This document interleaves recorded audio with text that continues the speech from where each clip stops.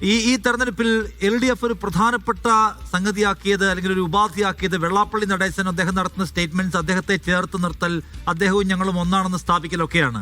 വെള്ളാപ്പള്ളി വർത്തമാനം പറഞ്ഞതും ചേർന്നിരുന്നതുമെല്ലാം ഒന്നിൽ LDFന് വേണ്ടി പറയുക, LDFനൊപ്പം നിൽക്കുകയൊക്കെ ചെയ്യുന്നുണ്ട്. പക്ഷെ ആ വെള്ളാപ്പള്ളി സ്വന്തം ബൂത്തിൽ പോലും അദ്ദേഹം പിന്തുണച്ച പക്ഷത്തെ വിജയിപ്പിക്കാൻ കഴിഞ്ഞില്ല. ഈ തെരഞ്ഞെടുപ്പിലെ വെള്ളാപ്പള്ളി എഫക്റ്റിനെ UDF കൺവീനർ എങ്ങനെയാണ് കാണുന്നത്? ഞാൻ അദ്ദേഹത്തിന് ഒരു മറുപടി പറയുവാൻ വേണ്ടിയല്ല ഇരിക്കുന്നത്. ഞാൻ ഇന്ന് കേരളത്തിലെ ജനങ്ങൾ ഞങ്ങൾക്ക് നൽകിയിട്ടുള്ള മാൻഡേറ്റ് മനസ്സിലാക്കിക്കൊണ്ട് അതിന് പ്രതികരിക്കാൻ വേണ്ടിയാണ് ഞാനിവിടെ ഇരിക്കുന്നത്.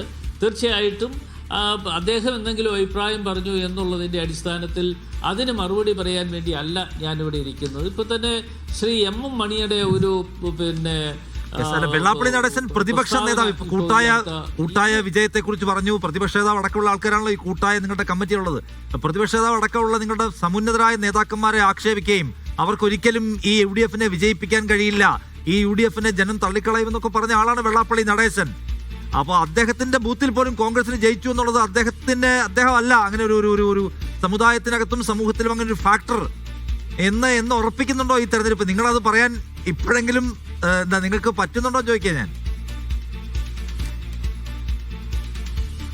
ഇല്ലില്ല, ഞാൻ പറഞ്ഞല്ലോ, ഞാൻ അദ്ദേഹത്തിന് മറുപടി പറയാൻ വേണ്ടി അല്ല ഇവിടെ ഇരിക്കുന്നത്. ഇപ്പോൾ നമ്മൾ തമ്മിൽ സംസാരിക്കുന്നത് ഈ തെരഞ്ഞെടുപ്പിൻ്റെ റിസൾട്ടുമായി ബന്ധപ്പെട്ടുകൊണ്ട് കേരളത്തിലെ ജനങ്ങളോടുള്ള നന്ദിയും കടപ്പാടും പ്രത്യേകം അറിയിക്കുവാൻ വേണ്ടിയാണ് ഞാനിവിടെ ഇരിക്കുന്നത്. തീർച്ചയായിട്ടും UDFൻ്റെ കൺവീനർ എന്നുള്ള നിലയിൽ കേരളത്തിലെ മുഴുവൻ ജനങ്ങളോടും, അതിപ്പോൾ വ്യക്തിപരമായി ഇന്ന ആളെന്നൊന്നുമില്ല, ആരാണെങ്കിലും കേരളത്തിലെ മുഴുവൻ ജനങ്ങളോടുമുള്ള നന്ദിയും കടപ്പാടുമാണ് ഞാൻ അറിയിക്കാൻ ആഗ്രഹിക്കുന്നത്. കേരളത്തിലെ ജനങ്ങൾ അങ്ങനെ നാവിഗേറ്റ് ചെയ്യുമ്പോൾ നിങ്ങളുടെ മുമ്പിലുള്ള ഏറ്റവും പ്രധാനപ്പെട്ട ജനങ്ങളുടെ മുമ്പിലുള്ള ഏറ്റവും പ്രധാനപ്പെട്ട ചോദ്യം, ജോസ് കെ മാണിക്ക് ഇത്തവണ തിരിച്ചടി കിട്ടിയിട്ടുണ്ട്. ജോസ് കെ മാണിയെ തിരികെ UDFലേക്ക് കൊണ്ടുവരുമോ? ഔദാര്യം എന്നുള്ള നിലയിൽ പോകാൻ വേണ്ടിയല്ല, അവരുടെ അവകാശമാണ് എന്ന് കണ്ടുകൊണ്ട് തന്നെ ആ അവകാശങ്ങൾ നിഷേധിച്ചു കൊണ്ടുപോയ ഒരു ഗവൺമെന്റാണ് ഈ കഴിഞ്ഞ കാലഘട്ടത്തിൽ. ശരി ഒരു കാര്യം കൂടി കൺവീനർ, ഇതിനകത്തൊരു കാര്യമുള്ളത്, ഇപ്പോ മധ്യ കേരളത്തിൽ നിങ്ങൾക്കുണ്ടായിട്ടുള്ള വലിയ വിജയം, ജോസ് കെ മാണിക്ക് നേരിടേണ്ടി വന്ന വലിയ തിരിച്ചടി, ജോസ് കെ മാണി എല്ലാ വശങ്ങളും പരിശോധിക്കുമെന്ന് പറയുകയും വിജയിച്ച എല്ലാവരെയും അഭിനന്ദിക്കുകയും ചെയ്യുന്നുണ്ട്. സോ ഇതിന്റെ ഒരു തുടർച്ചയിൽ ജോസ് കെ മാണിയുടെ ഒരു മടങ്ങിവരവ്, കേരള കോൺഗ്രസ് മാണി ഗ്രൂപ്പിന്റെ ഒരു മടങ്ങിവരവ് പ്രതീക്ഷിക്കാവുന്നതാണോ? നിങ്ങളതിൽ വെൽക്കമിംഗ് ആണോ?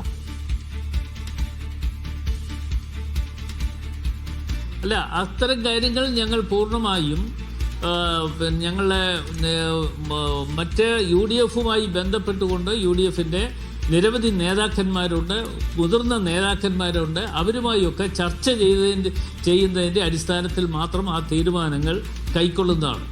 ഇപ്പോൾ ശ്രീ M M മണി പറഞ്ഞതുപോലെ തന്നെ ഇവിടെ ഈ കപ്പൽ ആടി ഉലയുന്നില്ല എന്ന് പറഞ്ഞ മറ്റൊരു മന്ത്രി കൂടിയുണ്ട്. എൻ്റെ ജില്ലയിൽ തന്നെയാണ്.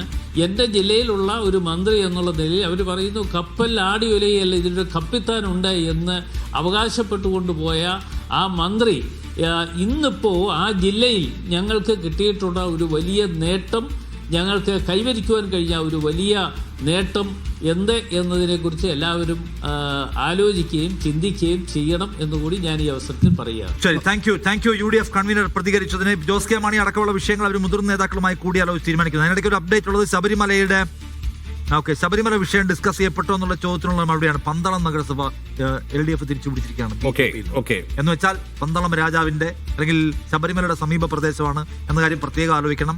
അപ്പൊ BJPക്ക് സങ്കടപ്പെടാനും ചില പോയിന്റുകളുണ്ട് എന്ന കാര്യം പ്രത്യേകം എടുത്ത് പറയേണ്ടതാണ്. നമ്മളോട് ദിവ്യ കൂടി ജോയിൻ ചെയ്യും. ദിവ്യ കേരളം മുഴുവൻ സഞ്ചരിച്ചു വന്നാണ്. അപ്പൊ എന്താണ് ഈ ഫലം കാണുമ്പോൾ തോന്നുന്നത്?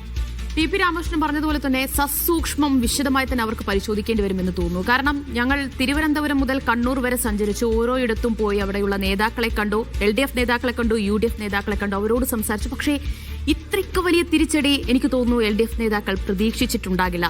പലയിടത്തും വലിയ വോട്ട് ചോർച്ചയുണ്ടാകും, അല്ലെങ്കിൽ ചില കോർപ്പറേഷൻ നഷ്ടപ്പെടുമെന്നൊക്കെ അവർ കരുതിയിരുന്നു. പക്ഷേ തിരുവനന്തപുരം, കൊല്ലം ഇതൊക്കെ കൈവിടുമെന്ന് അവർ കരുതി കാണില്ല. അതുകൊണ്ട് അവർ വിശദമായി തന്നെ പരിശോധിക്കേണ്ടി വരും. എന്തായാലും വലിയ തിരുവനന്തപുരം കോർപ്പറേഷൻ വിജയിക്കുമെന്ന് LDF ആത്മാർത്ഥമായിട്ട് വിജയിച്ചു. അവിടെ ചെന്ന് ഞങ്ങൾ സംസാരിക്കുമ്പോഴൊക്കെ അവർ നടത്തിയ കോർപ്പറേഷൻ ഭരണം നടത്തിയ വികസന പ്രവർത്തനങ്ങൾ അതൊക്കെ തന്നെ അവർക്ക് വലിയ നേട്ടമുണ്ടാക്കുമെന്ന് തന്നെയായിരുന്നു പ്രചാരണത്തിൽ ഉണ്ടായിരുന്നില്ല. ഞങ്ങൾ അവിടെ ചെന്നപ്പോൾ കണ്ടില്ല. ആര്യ രാജേന്ദ്രൻ അന്വേഷിച്ചു, അവിടെ ഇല്ല, പക്ഷേ LDF നേതാക്കൾ വലിയ ആത്മവിശ്വാസം പ്രകടിപ്പിച്ചു. അത് കൊല്ലത്തെത്തിയാലും എന്തിന് കോഴിക്കോട് കോർപ്പറേഷൻ എല്ലാ കോർപ്പറേഷനിലെത്തിയപ്പോഴും നേതാക്കൾ വലിയ ആത്മവിശ്വാസം പ്രകടിപ്പിച്ചു. പക്ഷേ അതേ ആത്മവിശ്വാസം UDF നേതാക്കൾക്കും ഉണ്ടായിരുന്നു. അവർ ആഴത്തിൽ നന്നായി പണിയെടുക്കുന്നുണ്ടായിരുന്നു.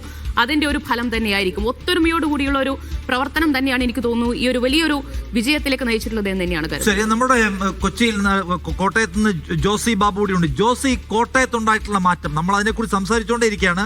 ഈ കോട്ടയത്തെ ഉണ്ടായിട്ടുള്ള ഈ രാഷ്ട്രീയ മാറ്റം, കാറ്റാകെ മാറി വീശിയത്, അടിയിളകിയത് ജോസ് കെ മാണിയെ കൊണ്ട് റീതിങ്ക് ചെയ്യിപ്പിക്കുമോ ജോസി?